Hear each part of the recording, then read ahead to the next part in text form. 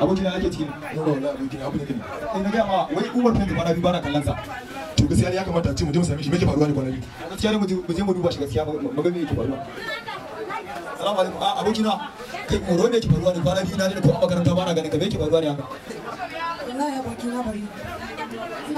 ina cikin damuwa wallahi wata hanya nake masifa su amma kwata-kwata ba ta duba mun ba ta san mai ba na rasa yace zan je in ga mata tsoron ta ma nake ji ko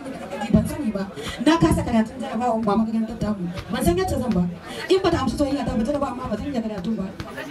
gaskiya abokina gaskiya ba zai yi ba saboda ka san menene jarabawa ta riga ta mutu kuma ka ga yanzu bai kamata a ce soyayyen wata ta hana karatu ba ko ta halinka ko ya za a yi a je dai a sanar da ita a kuma me zai faru kawai a je a sanar da ita a gaya mata cewa ana son ta abokina shine kawai abin da ya kamata a ce mun yi shi kawai masala